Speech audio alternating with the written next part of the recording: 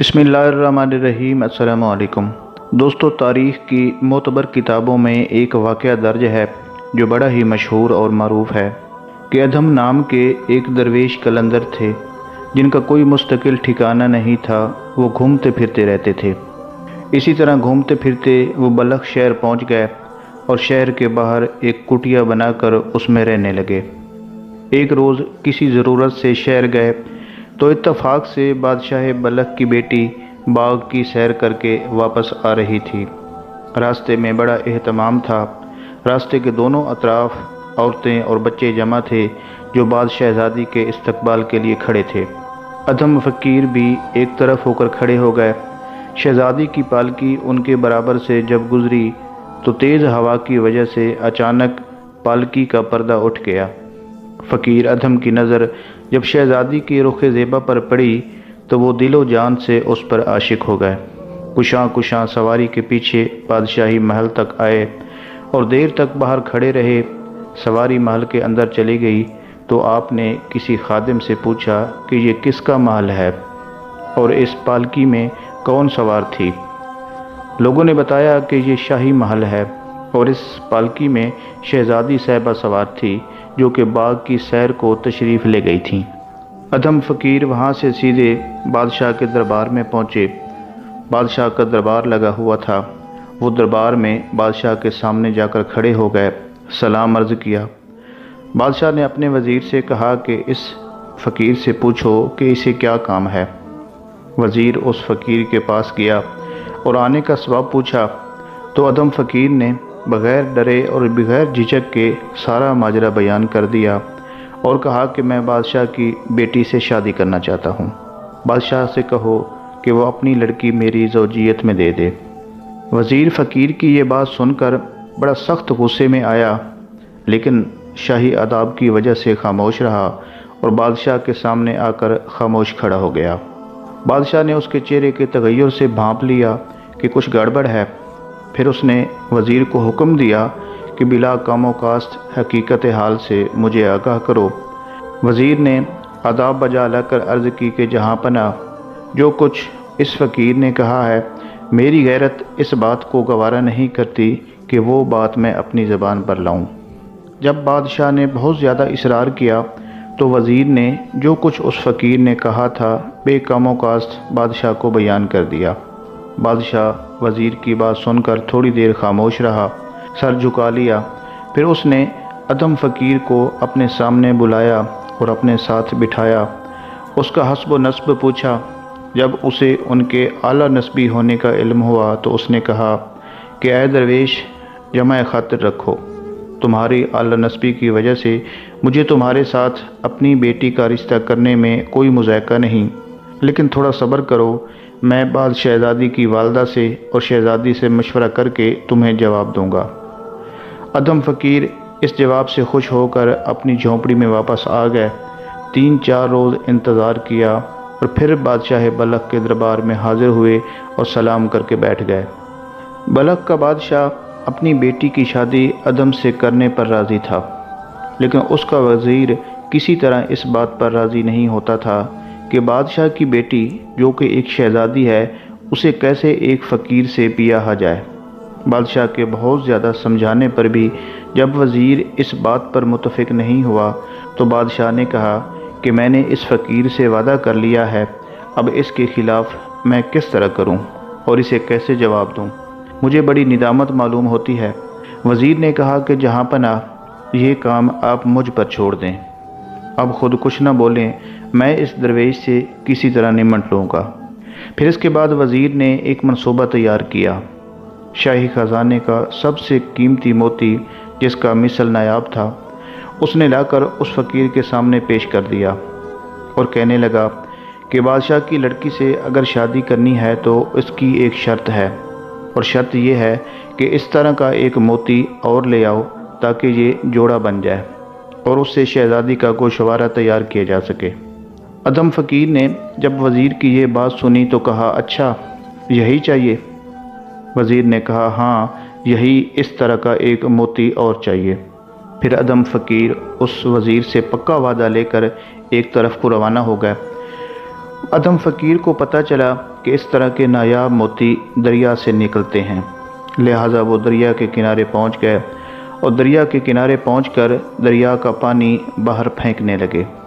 کھانا، سونا، پینا سب کچھ بھول گئے اور صبح سے شام تک اسی کام میں مشغول رہے، یہاں تک کہ اللہ کے حکم سے حضرت خضر علیہ السلام اس جگہ وارد ہوئے اور اس درویش سے پوچھا کہ اے درویش خدا تعالیٰ نے تیری محنت کو قبول فرمایا، اب ہاتھ روک لو اور مجھے اللہ نے تیرے پاس بھیجا ہے کہ تیری مراد کو پورا کروں، بتا تو کیا چاہتا ہے۔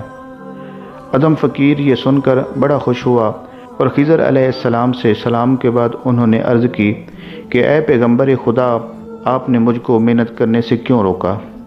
چند لمحے بھی جو بیکار گزر گئے تو مجھے اپنی ناکامی کا خدشہ ہے۔ حضرت خضر علیہ السلام نے فرمایا کہ اے درویش، اگر اس طرح 1000 سال بھی تم دریا سے پانی نکالتے رہو تو یہ ہرگز خشک نہیں ہوگا، بہتر یہ ہے کہ تم اپنا مدعا بیان کرو تاکہ خدائے عز و جل اسے آسان فرمائے۔ ادم فقیر نے اپنی پوری سرگزشت حضرت خضر کے سامنے بیان کر دی۔ خضر علیہ السلام نے فرمایا کہ یہاں آرام سے بیٹھ جاؤ اور اللہ کے حکم سے اتنے زیادہ موتی میں تمہارے سامنے ڈھیر کر دوں گا کہ تم ان سب کو لے جا نہیں سکو گے۔ ادم فقیر خاموش ہو کر بیٹھ گئے اور حضرت خضر علیہ السلام غائب ہو گئے۔ اسی وقت دریا میں تموج پیدا ہوا، دریا کی لہریں اٹھنے لگیں، دریا بھرنے لگا اور بے شمار موتی اور سیپیاں دریا کے کنارے لگ گئے۔ پھر غیب سے ایک آواز آئی کہ اے درویش، جس قدر تم موتی لینا چاہتے ہو یہاں سے لے لو۔ ادم فقیر نے سجدہ شکر کیا اور تمام سیپوں کو توڑ توڑ کر ان سے موتی نکالنے لگے۔ ادم فقیر نے انڈا کے برابر 12 دانے مروارید کے موتی کے لیے جو کسی بھی بادشاہ کو میسر نہیں آ سکتے تھے، یہ بڑے ہی نایاب اور قیمتی موتی تھے۔ ادم فقیر ان سب موتیوں کو اپنے کلہ میں چھپا کر بلخ شہر پہنچے۔ رات تو کسی طرح اپنی کٹیا میں گزار لی، پھر صبح ہوتے ہی نماز اور وظیفہ سے فارغ ہو کر بادشاہ کے دربار میں حاضر ہو گئے اور وہ 12 دانے مروارید کے جو کہ انہوں نے اپنے کلہ میں چھپا رکھے تھے بادشاہ کے سامنے نکال کر رکھ دیے اور کہا کہ آپ نے صرف ایک موتی کی فرمائش مجھ سے فرمائی تھی، اللہ نے مجھے اتنے موتی عطا کیے کہ اگر آپ دیکھتے تو آپ کی آنکھیں خیرہ ہو جاتیں۔ فی الحال یہ 12 دانے موتی کے ان میں سے چن کر آپ کی خدمت میں لایا ہوں، وہ آپ لے لیں اور اپنا وعدہ پورا کریں۔ بادشاہ ان موتیوں کو دیکھ کر حیران رہ گیا۔ موتیوں کو لے کر وزیر سے مشورہ کرنے لگا کہ اب کیا کرنا چاہیے۔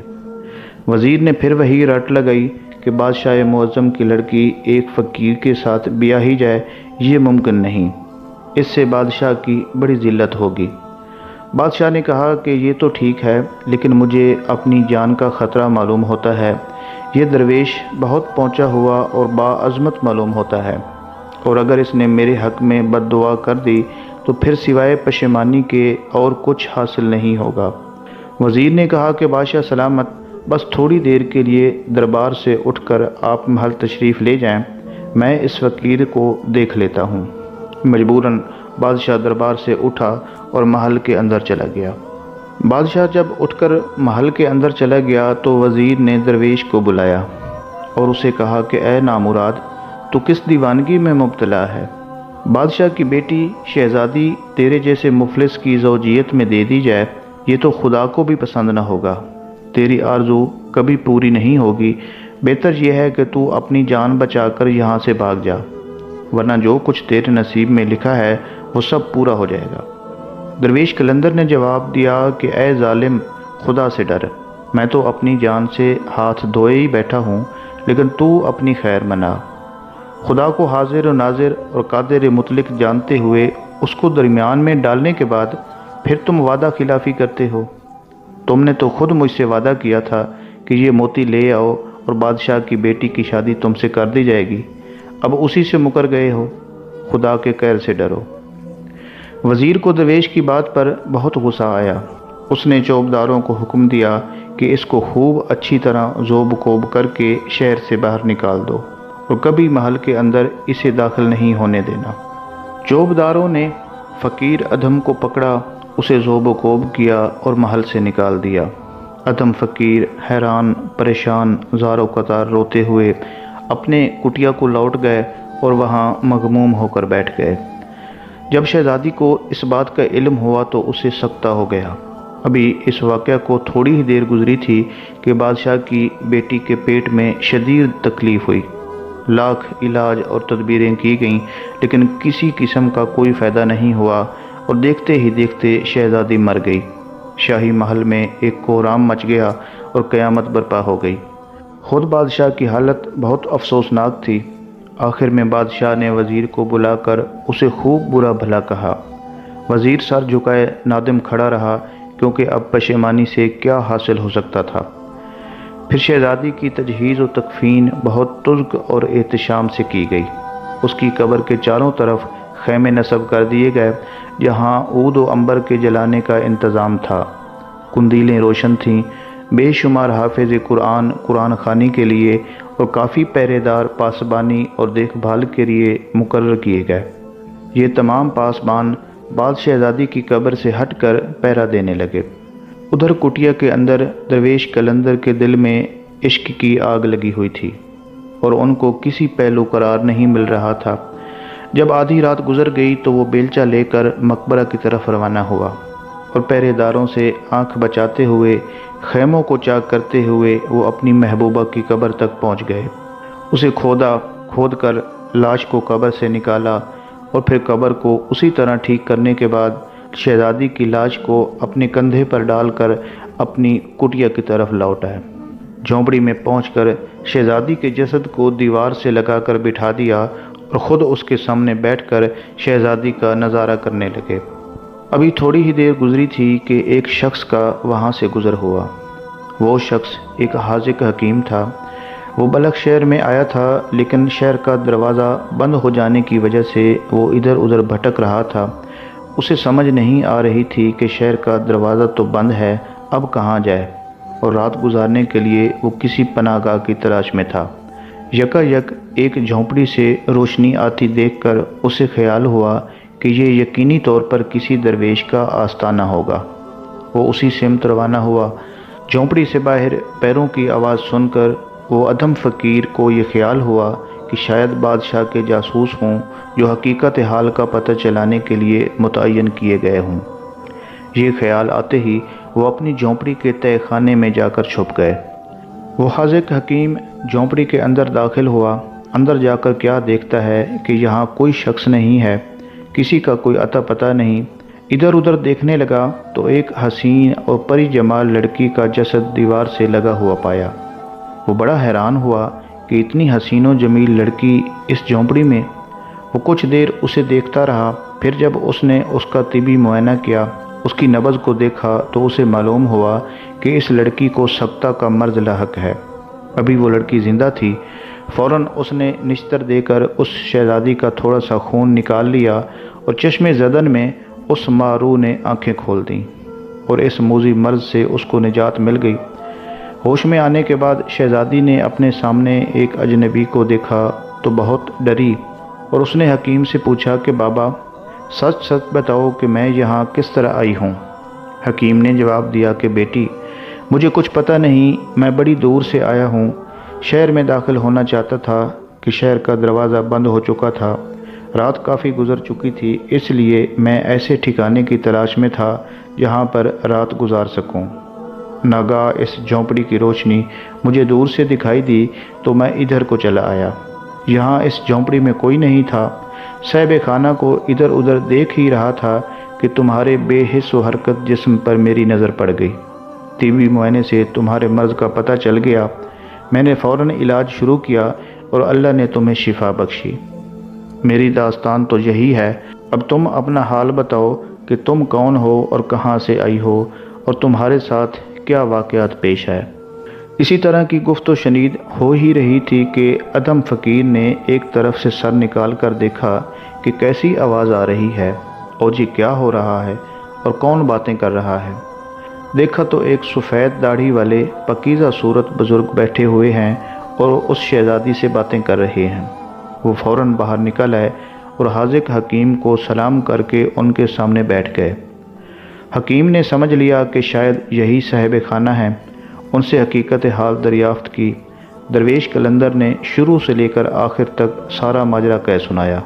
حکیم تھوڑی دیر خاموش بیٹھے غور و فکر کرتے رہے اور پھر انہیں تسلی دی کہ اللہ بہتر کرے گا۔ پھر ان دونوں کی رضامندی سے ان دونوں کو نکاح کے رشتہ میں منسلک کر دیا۔ جب صبح ہوئی تو حکیم صاحب ان دونوں سے اجازت لے کر رخصت ہو گئے اور شہر میں چلے گئے۔ ادھم فقیر اور شہزادی جو اب دونوں میاں بیوی بن چکے تھے، یہ اسی جھونپڑی میں رہنے لگے۔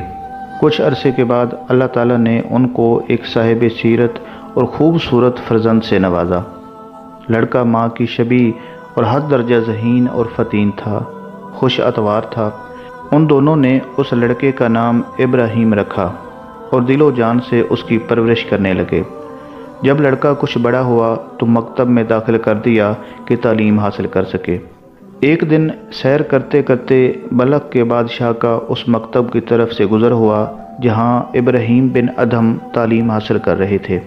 بادشاہ بلخ کا یہ طریقہ تھا کہ وہ جب کسی مکتب کی طرف سے گزرتا تو تھوڑی دیر مکتب کا وزٹ ضرور کرتا، وہاں معائنہ کرتا، معلمین کو انعام و اکرام دیتا اور بچوں کو اپنے سامنے مکتب سے چھٹی دلواتا۔ اس سے بچے بڑے خوش ہوتے۔ چنانچہ اس مرتبہ بھی اس نے وہی کیا۔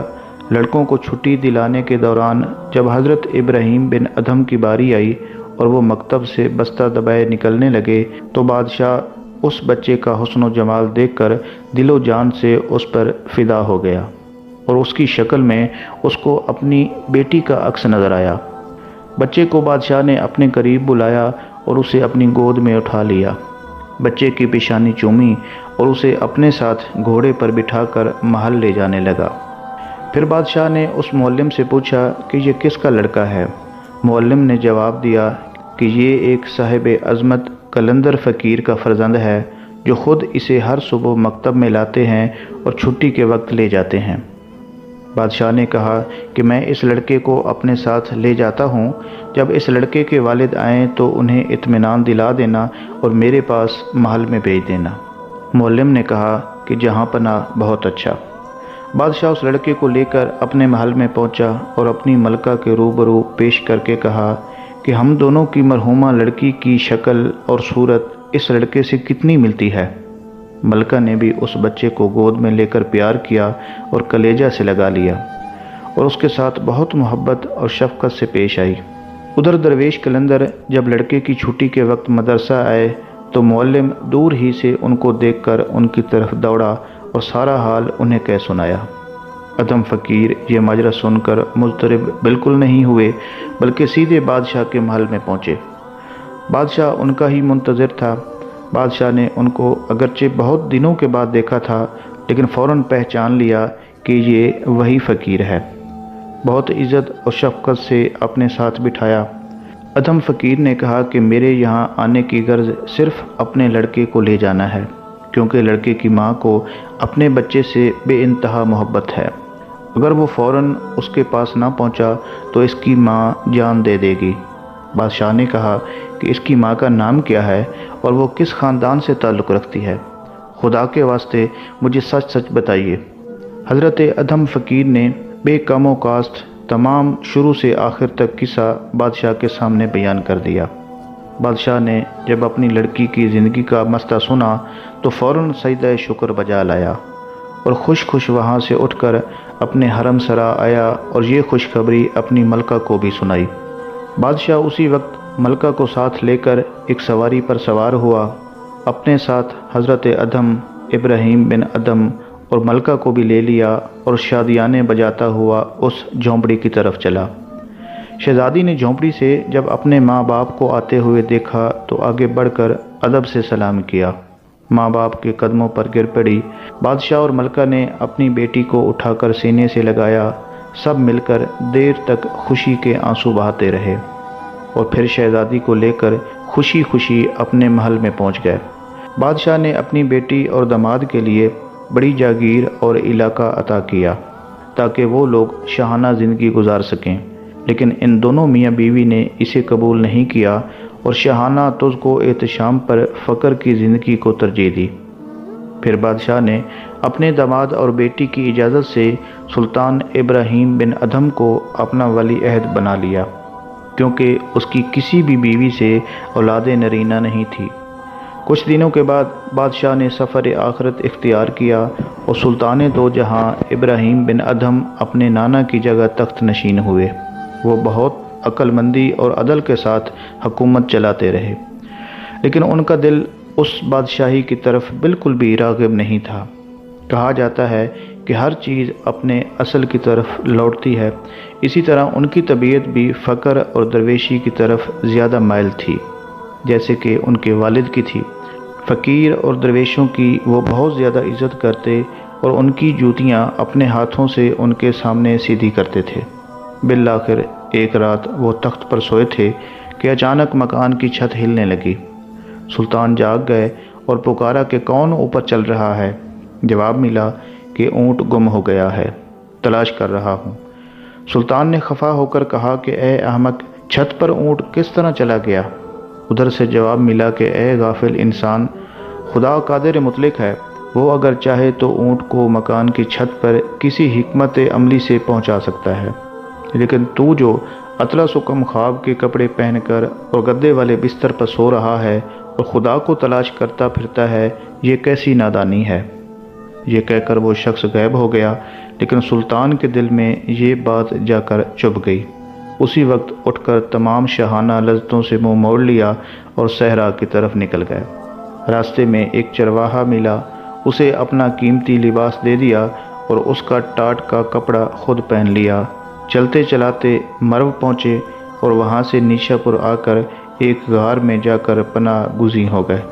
سلطان ابراہیم بن ادھم سلطنت کو چھوڑ کر جب بلخ سے نکلے تو کچھ عرصے کے لیے دریائے دجلہ کے کنارے مقیم ہو گئے تھے۔ آپ کے عمراء اور وزراء اور اراکین سلطنت آپ کی تلاش میں آپ کے پیچھے پیچھے وہاں تک پہنچ گئے۔ اس وقت آپ اپنے خرقہ کو، جو کہ بڑا بوسیدہ تھا اور معمولی حالت کا تھا، اس کو سی رہے تھے۔ جب آپ نے لوگوں کا مجمع دیکھا تو پوچھا کہ تم کون لوگ ہو اور کہاں سے آئے ہو؟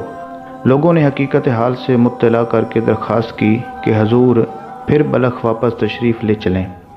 آپ نے جواب دیا کہ نہیں، میں کبھی بلخ واپس نہیں جاؤں گا۔ جب ان لوگوں نے بہت زیادہ اصرار کیا تو آپ نے اپنے ہاتھ کی سوئی جس سے اس خرقہ کو سی رہے تھے دریائے دجلہ میں پھینک دی اور فرمایا کہ اگر میری یہ سوئی دریا سے نکال دو تو میں تم لوگوں کی بات مان لوں گا اور تمہارے ساتھ واپس بلخ چلا جاؤں گا۔ ان لوگوں نے بہت کوشش کی لیکن کچھ حاصل نہیں ہوا اور حضرت واپس جانے پر آمادہ نہیں ہوئے۔ پھر آپ نے فرمایا کہ اے دریا کی مچھلیوں، میری سوئی تم میں سے جس کے پاس ہے وہ مجھے لا کر دے دے۔ فوراً ہی 1,00,000 مچھلیاں سونے کی سوئیاں منہ میں لیے دریا سے اوپر نکل آئیں۔ انہی میں سے ایک مچھلی کے منہ میں آپ کی سوئی تھی۔ حضرت نے اپنی وہی سوئی اس سے لے لی اور آئے ہوئے عمراء اور وزراء کو رخصت فرماتے ہوئے کہا کہ مجھ کو بلخ کی بادشاہت کی خواہش نہیں ہے، تم لوگ جاؤ اور جس کو اس کام کے لائق سمجھو اسے اپنا بادشاہ بنا لو۔ وہ سب لوگ بڑے حیران اور پریشان بھی ہوئے اور نا امید ہو کر وہاں سے واپس ہو گئے۔ ایک مرتبہ ایک شخص نے حضرت ابراہیم بن ادھم رحمۃ اللہ علیہ سے پوچھا کہ آپ کس کے بندے ہیں؟ آپ خوف سے کانپنے لگے اور بے ہوش ہو کر گر پڑے۔ پھر جب تھوڑی دیر کے بعد ہوش میں آئے تو اس شخص سے کہنے لگے کہ اللہ کا بندہ ہوں۔ وہ شخص کہنے لگا کہ جب میں نے آپ سے پوچھا تھا تو آپ نے پہلے یہ جواب کیوں نہیں دیا؟ آپ نے فرمایا کہ مجھے خوف تھا کہ اگر میں نے اپنے آپ کو اللہ کا بندہ کہا اور اللہ نے حق بندگی طلب کیا تو کیا کروں گا، اور اس سے انکار کی بھی مجال نہ تھی۔ ایک مرتبہ حضرت ابراہیم بن ادھم رحمۃ اللہ علیہ درویشوں کی جماعت کے ساتھ ایک ایسی جگہ سے گزرے جہاں لکڑی بہت زیادہ پڑی ہوئی تھی۔ درویشوں نے کہا کہ آج رات اسی جگہ لکڑی جلا کر گزار لیتے ہیں۔ حضرت نے ان لوگوں کی بات مان لی اور اسی جگہ بیٹھ گئے۔ درویشوں نے آگ جلائی اور لکڑی جلانے کے بعد روکھی سوکھی روٹی پکا کر کھانے لگے۔ حضرت نماز میں مشغول ہو گئے۔ ان درویشوں میں سے ایک نے کہا کہ کاش اس وقت اللہ تعالیٰ حلال گوشت کو بھیج دیتا تو ہم لوگ اسے بھون کر کھا لیتے۔ حضرت نے یہ سن لیا۔ سلام پھیرنے کے بعد فرمایا کہ خدا تعالیٰ اس پر قادر ہے کہ وہ تم لوگوں کو اسی وقت حلال گوشت بھیج دے۔ یہ کہا اور پھر نماز میں مشغول ہو گئے۔ زیادہ دیر نہیں گزری تھی کہ ایک شیر کے غرانے کی آواز آئی۔ جب یہ آواز لوگوں کے کانوں میں پہنچی تو دیکھا کہ شیر ایک ہرنی کو دبوچے ہوئے سامنے سے آ رہا ہے۔ وہ ہرنی اتنی زخمی ہو چکی تھی کہ چلنے کی طاقت نہیں رکھتی تھی۔ درویشوں نے مل کر شیر پر حملہ کر دیا۔ شیر اپنی جان بچا کر بھاگا اور ہرن کو چھوڑ دیا۔ درویشوں نے ہرن کو پکڑ کر اسے ذبح کیا اور کباب بنا کر کھا لیے۔ حضرت شیخ ابراہیم بن ادھم رحمۃ اللہ علیہ نے اس میں سے کچھ بھی تناول نہیں فرمایا اور صبح تک نماز میں مشغول رہے۔ حضرت ابراہیم بن ادھم رحمۃ اللہ علیہ اللہ تعالیٰ کی بہت زیادہ عبادت کرتے تھے۔ رات بھر عبادت کرنے کے شوق میں ایک مرتبہ حضرت ابراہیم بن ادھم رحمۃ اللہ علیہ مسجد بیت المقدس پہنچے۔ وہاں اپنے آپ کو ایک بوریے میں چھپا لیا، کیونکہ رات کو اس مسجد میں کسی کو ٹھہرنے کی اجازت نہیں تھی۔ مسجد کو خالی کرا کر خدام جب باہر چلے گئے اور دروازہ میں باہر سے تالا لگا دیا، ایک پیر رات گزرنے کے بعد خود بخود دروازہ کھلا اور ایک نورانی چہرہ والے بزرگ تشریف لائے۔ ان کے ساتھ 40 کمبل پوش افراد بھی تھے۔ ان 40 اشخاص نے ان بزرگ کے پیچھے 2 رکعت نماز ادا کی۔ پھر وہ بزرگ نماز پڑھانے کے بعد محراب کی طرف پشت کر کے بیٹھ گئے اور منہ ان لوگوں کی طرف کر لیا، اور بقیہ سب اشخاص ان کے سامنے بیٹھے آپس میں باتیں کرنے لگے۔ ان میں سے ایک نے کہا کہ آج کی رات یہاں کوئی باہر کا آدمی موجود ہے۔ ان بزرگ نے یہ سنا تو تبسم فرمایا اور کہا کہ ابراہیم بن ادھم ہے۔ 40 شبانہ روز سے اس کو عبادت میں مزہ نہیں مل رہا۔ یہ حقیقت تھی جو کہ حضرت ابراہیم بن ادھم نے سنی تھی، اسی لیے اس کو سن کر حضرت ابراہیم بن ادھم اپنے بوریے سے باہر نکل پڑے اور ان بزرگ کو سلام کر کے ان کے سامنے بیٹھ گئے۔ ان سے پوچھنے لگے کہ اے حضرت، آپ نے جو کچھ ابھی فرمایا ہے وہ بالکل صحیح ہے، اور یہ بھی بتا دیجئے کہ مجھے عبادت میں مزہ کیوں نہیں ملتا۔ ان بزرگ نے فرمایا کہ فلاں دن تم نے بصرہ میں ایک خرما خریدا تھا۔ اس خرما فروش سے تولنے میں ایک خرما زمین پر گر گیا تھا، اور تم نے یہ سمجھ کر کہ وہ خرما تمہارا ہی ہے اٹھا لیا تھا اور اسے اٹھا کر کھا لیا تھا، اسی لیے تمہیں نمازوں میں مزہ نہیں مل رہا۔ حضرت ابراہیم بن ادھم رحمۃ اللہ علیہ نے جب یہ سنا تو فوراً بصرہ روانہ ہو گئے اور اس خرما فروش سے مل کر اس سے معافی چاہی۔ خرما فروش نے معافی مانگنے کا سبب پوچھا تو آپ نے جو واقعہ تھا وہ بیان کر دیا۔ خرما فروش نے معاف تو کر دیا، لیکن اس کے دل پر یہ بات ایسے لگی کہ اس نے دکان ہی بند کر دی اور تائب ہو کر آپ کی خدمت اختیار کر لی اور اپنی ریاضت سے تھوڑے ہی دنوں میں ابدالوں میں شامل ہو گیا۔ حضرت ابراہیم بن ادھم رحمۃ اللہ علیہ میں عجز اور انکساری کوٹ کوٹ کر بھری ہوئی تھی۔ ایک دفعہ ایک شخص نے حضرت ابراہیم بن ادھم رحمۃ اللہ علیہ کی خدمت میں آ کر عرض کیا کہ حضرت مجھے کچھ نصیحت فرمائیے۔ آپ نے فرمایا کہ جو بند ہے اس کو کھولو اور جو کھلا ہے اس کو بند کر دو۔ اس شخص نے عرض کی کہ حضرت میں سمجھا نہیں۔ فرمایا کہ روپے کی تھیلی جو بند ہے اس کو کھولو اور زبان جو کھلی ہوئی ہے اس کو بند کر دو۔ پھر فرمایا کہ جب تم اپنی بیوی کو بیوہ اور اپنے فرزندوں کو یتیم اور خود کو کتے کے برابر نہیں سمجھو گے، ہرگز امید مت رکھو کہ تم اللہ والوں کی صف میں بیٹھو گے۔ اللہ والوں کی صف میں بیٹھنا بڑا جانفشانی والا کام ہے اور یہ بڑا محنت طلب کام ہے۔ حضرت ابراہیم بن ادھم رحمۃ اللہ علیہ کے 2 کامل اور جید خلیفہ تھے۔ ایک حضرت خواجہ حذیفہ مرعشی رحمۃ اللہ علیہ اور دوسرے خواجہ شفیق بلخی رحمۃ اللہ علیہ۔ آپ کو آخری زندگی میں کسی جگہ قرار نہیں ملتا تھا اور لوگوں کی نظر سے چھپے چھپے رہتے تھے۔ بعض کہتے ہیں کہ بغداد میں اور بعضوں کا قول ہے کہ شام میں، لیکن زیادہ محقق ہے کہ حضرت لوط علیہ السلام کے مقبرہ کے پاس ایک غار تھا اور اسی غار میں آپ اقامت پذیر تھے اور اسی جگہ آپ نے وفات بھی پائی۔ مشہور ہے کہ آپ رحمۃ اللہ علیہ کا وصال ہوا تو غیب سے آواز آئی کہ یہ اللہ کا بندہ تھا اور اللہ کی محبت میں فوت ہو گیا۔ یہ آواز سن کر لوگوں کو بڑی حیرت ہوئی۔ پھر پتہ چلا کہ حضرت سلطان ابراہیم بن ادھم رحمۃ اللہ علیہ کا وصال ہو گیا ہے۔ آپ کا وصال 26 جمادی الاول 280 ہجری میں ہوا۔